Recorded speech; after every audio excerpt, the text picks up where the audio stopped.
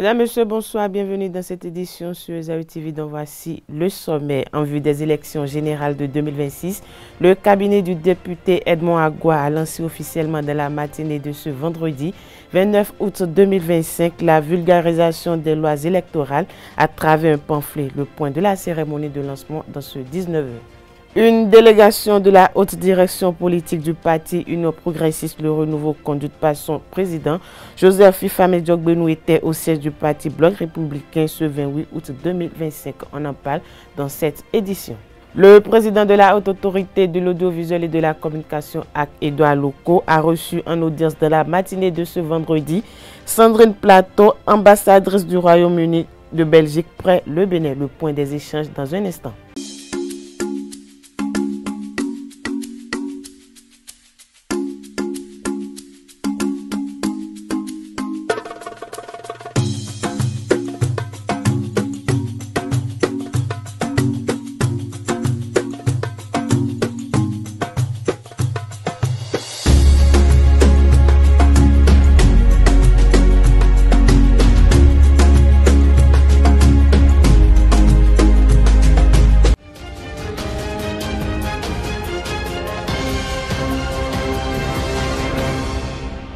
À nouveau, bonsoir, merci de nous recevoir chez vous. Les membres du cabinet de l'honorable Edmond Agua ont présenté dans la matinée de ce vendredi un pamphlet qui résume quelques articles clés des lois du Code électoral numéro 2024-13 du 15 mars 2024 pour éclairer l'opinion publique sur les nouvelles dispositions à quelques mois des élections générales de 2026. Le document a été rendu public au Champ d'Oiseaux de Cotonou. Kanté Amoussou pour le reportage. Ce pamphlet, élaboré par l'honorable Edmond Agua et les membres de son cabinet, est mis à la disposition de la population ce vendredi 29 août 2025 au Champ d'Oiseaux de Cotonou. Il comporte des explications sur les articles clés contenus dans les lois numéro 2019-49 du 15 novembre 2019 et celle du 15 mars 2024, relative au Code électoral en République du Bénin. Ceci suite au constat fait par l'honorable Agua. Il en a déduit que les populations à la base, même certains hauts cadres à divers niveaux, ignorent royalement nos textes et lois, bases sur lesquelles les décisions importantes se prennent lors des scrutins. Malheureusement, beaucoup d'entre nous vont vers les urnes avec de faux préjugés, les conduisant vers de mauvaises décisions de vote. Pour aider les populations à procéder à un vote utile, ce factum renseigne sur les fondamentaux du Code électoral en vigueur au Bénin pour les élections générales de 2026. Sur l'article 184 non modifié, au sujet de la désignation des chefs de village ou de quartier de ville, désormais, les chefs de village ou de quartier de ville seront désignés par le parti politique ayant recueilli le plus grand nombre de suffrages dans le village ou quartier de ville concerné, à condition d'avoir réuni les 10% de suffrages exprimés au plan national. C'est ce que prévoit la loi portant Code électoral numéro 2019-43 du 15 novembre 2019. Qu'est-ce que cela voudrait dire? Cela voudrait dire que désormais, les micro-partis politiques, les partis détaillants et les partis régionaux auront zéro désignation, zéro CV ou chef de village et zéro chef quartier, parce qu'ils n'auront pas pu réunir les 10% requis au plan national. Chers invités, retenez donc désormais que sur le plan national, aucun micro-parti politique, aucun parti détaillant n'aura d'élu au niveau des villages, ni au niveau des communes, ni au niveau de l'Assemblée nationale. Un travail apprécié par des acteurs politiques, des organisations de la société civile et autres parties prenantes représentées. Vous avez fait un travail scientifique qui sert à tout le monde. Même le BAUPR quand vous entendez parler de micro-partis, c'est que vous avez la vague impression que PR, UPR, LD sont déjà sortis de l'auberge. Les dispositions de cette loi-là ne sont pas faciles à remplir. Donc ça ne concerne pas que Moël, Bénin et autres. Ne parlez plus de micro-partis parce qu'il n'y a pas de grand parti. Le seul grand parti dans ce pays aujourd'hui, c'est l'abstention. Je voudrais une fois de plus vous remercier du travail que vous avez fait et vous demander de ne pas vous arrêter seulement à la loi électorale. Nous ne pouvons que dire merci à l'honorable Edmond Agua, avec tous ceux-là qui ont fait le travail avec lui, parce que c'est une première, comme quelqu'un l'a dit. On est là, peut-être pas pour la censer, mais on doit lui dire merci, merci, merci. Ce document, mis à la disposition de la population, intervient à quelques mois des élections générales de 2026 au Bénin. Suivons à présent Anderson Vlavono, juriste et membre du cabinet de l'honorable Edmond Agua, qui nous présente les nouvelles dispositions du code électoral présent dans le pamphlet des propos recueillis par Quentin Comlan Amoussou. Les lois portant code électoral numéro 2019-43 du 15 novembre 2019 et numéro 2024-13 du 15 mars 2024 contiennent respectivement en leurs articles 184, 132 nouveaux, 146 nouveaux, 199 nouveaux, 201 nouveaux et 201-1 des dispositions utiles à connaître. Sur l'article 184 non modifié, au sujet de la désignation des chefs de village ou de quartier de ville. Désormais, les chefs de village ou de quartier de ville seront désignés par le parti politique ayant recueilli le plus grand nombre de suffrages dans le village ou quartier de ville concerné, à condition d'avoir réuni les 10% de suffrages exprimés au plan national. C'est ce que prévoit la loi portant code électoral numéro 2019-43 du 15 novembre 2019. Qu'est-ce que cela voudrait dire?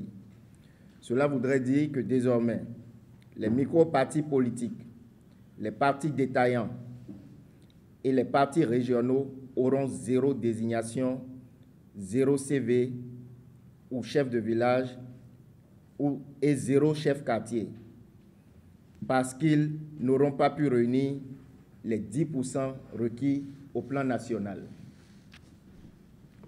Sur la désignation des chefs d'arrondissement, l'article 199 nouveau de la loi numéro 2019-43 du 15 novembre 2019 dispose: désormais, les chefs d'arrondissement sont désignés ou élus parmi les conseillers communaux élus dans l'arrondissement sur la base de la majorité des suffrages exprimés au niveau de l'arrondissement et justifiant des 10% des suffrages obtenus par le parti politique concerné au plan national.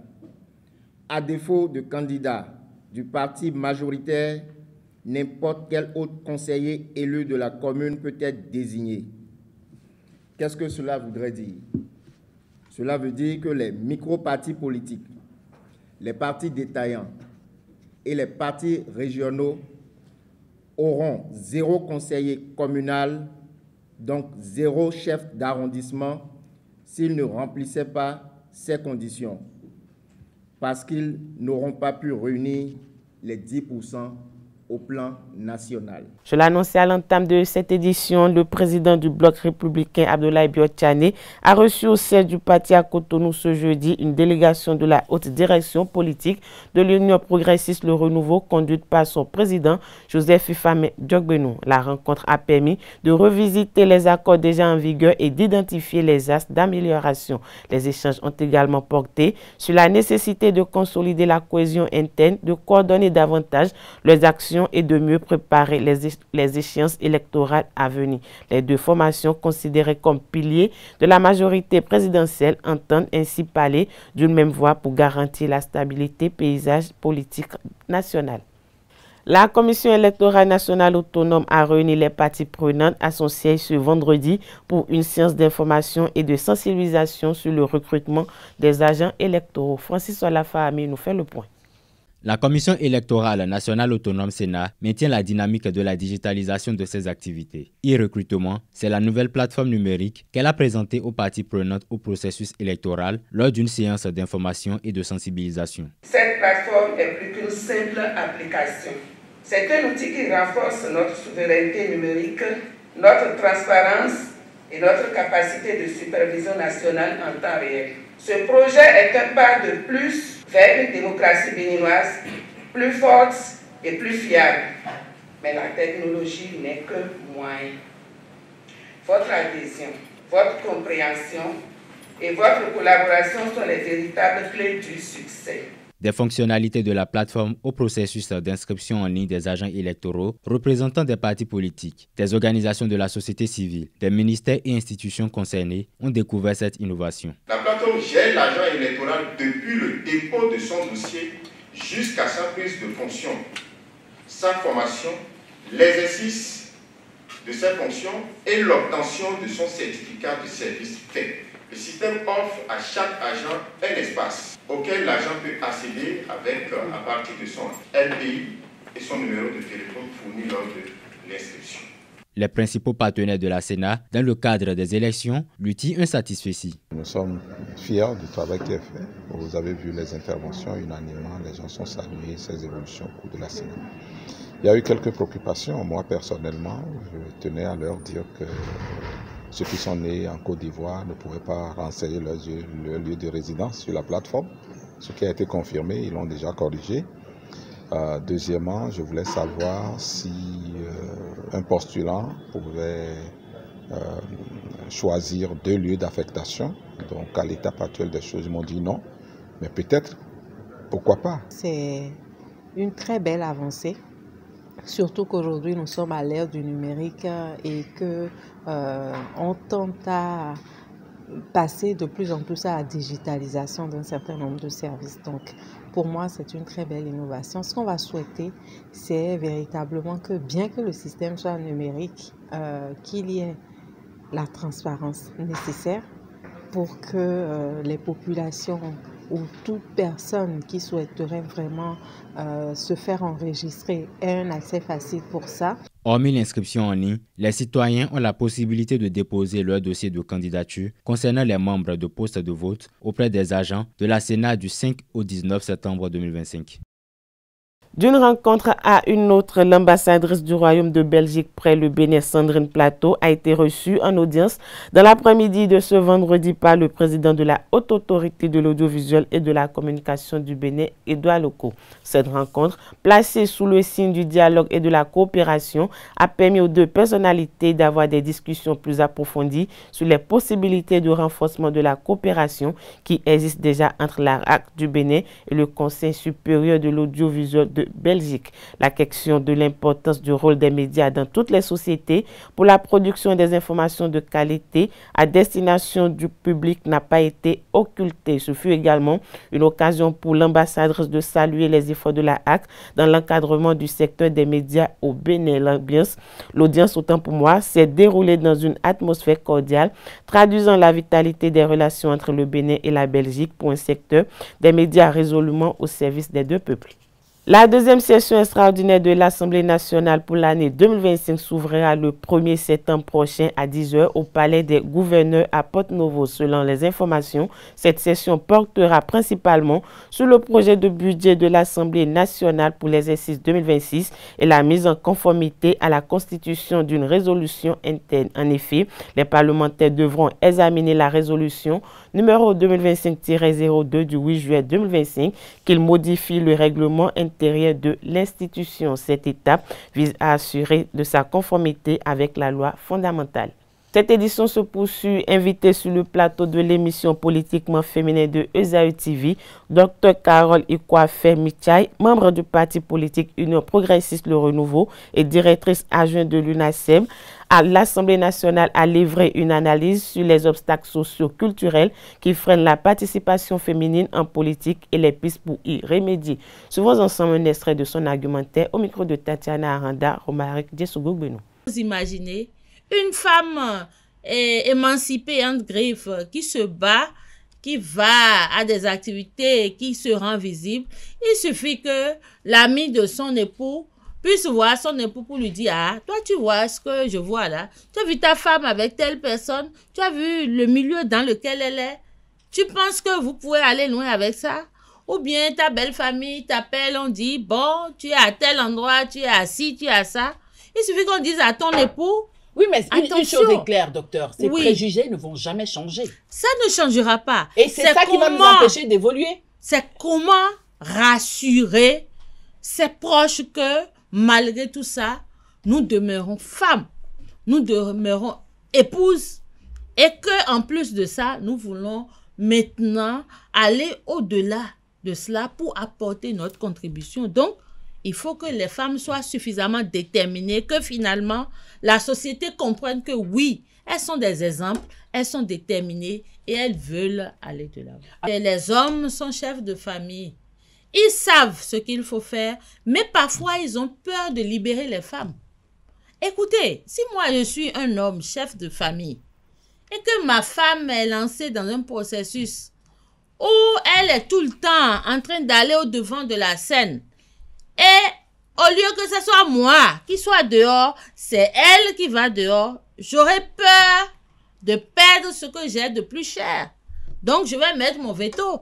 Je vais dire, mais madame, si tu continues, ou bien c'est telle heure, tu dois être là, ou ci, ou ça, ou bien il faut que tu sois là pour les enfants. Et en mettant ces vetos-là, ça bouleverse tout à fait naturellement l'engagement politique de la femme. Elle ne dira rien, mais si le mari force, elle devra choisir entre sa famille et son engagement politique. Toujours au micro de Tatiana Aranda et de Romaric Djessougou-Benou, Dr Carole Ikwafe Michai a abordé le rôle des femmes dans la gouvernance locale. Selon elle, la présence des femmes dans les instances de décision ou au sein des partis politiques serait bénéfique pour la communauté. On regarde. Qu'est-ce qu'il faut? Qu'est-ce que vous, les femmes, vous pouvez apporter comme plus-value à la gouvernance locale dans notre pays? Je vais vous dire une chose. Lorsque les gens comprendront que la présence de la femme apporte une plus-value, je pense qu'on ne fera plus de guerre. On ne fera plus d'efforts avant qu'on implique les femmes dans ces instances. D'abord, c'est un droit humain que la femme et l'homme participent à la gestion de la gouvernance de façon générale. Deuxièmement, qui mieux que la femme peut parler de l'emplacement idéal d'un puits dans un village, de l'emplacement idéal d'un centre de santé dans un village, de l'emplacement d'une école, d'une maternité. La femme, c'est celle-là qui gère déjà sa maison, même si c'est l'homme le chef, c'est elle qui est aux petits soins. Ça veut dire quoi? Elle a des capacités multiformes. Elle sait exactement ce qu'il faut. Ne pas l'impliquer, c'est biaiser l'atteinte des objectifs des politiques publiques. Et donc, pour toutes ces raisons-là, je pense que nous tous, les gouvernants aujourd'hui, ont intérêt à positionner des femmes pour que leur regard soit impactant dans le système. Quand une femme est au pouvoir, elle sait mettre tout en œuvre pour que toute la population, toutes les couches sociales, surtout les plus démunies, les déshérités, puissent avoir leur place. Hors de nos frontières, à présent en Ouganda, le président sortant Yoweri Museveni a été désigné candidat pour un 7e mandat au pouvoir depuis 1986. Le dirigeant de 80 ans brigue un nouveau mandat de 5 ans. Les 23 000 délégués présents à la Convention nationale ont réélu le leader à la tête du parti. Je cite, « Je vous remercie de m'avoir une nouvelle fois accordé votre confiance en tant que président du parti et de m'avoir choisi pour vous représenter dans la course présidentielle. L'économie a déjà été multipliée par 17, a déclaré Yoweri Museveni. Pour convaincre ses patriotes de lui faire à nouveau confiance, le président Yoweri Museveni promet de lutter contre le favoritisme et la corruption. Ces dernières années, il a gagné les élections hautes les mains malgré les contestations de l'opposition. En effet, en face, il devra défier Bobi Wine, star de la musique devenu véritable figure de l'opposition, élu député. Il est arrivé deuxième à la dernière élection présidentielle. Dernière information pour boucler cette édition, une délégation officielle composée de Bonaventure Kofi Kodia, représentant du ministère des Sports, des responsables de la Fédération béninoise de football et d'anciens footballeurs ont assisté ce jeudi 28 août à la prière du 8e jour organisée à l'intention de l'ancien footballeur international béninois Razaki Omotoyosi, décédé le 19 août dernier à Lagos. Bonaventure Kofi Kodia, chef de délégation, avait à ses côtés Quentin David de la FBF, des footballeurs béninois dont Mohamed Aoudou, Yassine Akakbouvi et Philippe Teko ont également effectué le déplacement. Voilà, c'est sur cette note que prend fin cette édition. Merci de nous avoir suivis et agréable soirée à tout un chacun.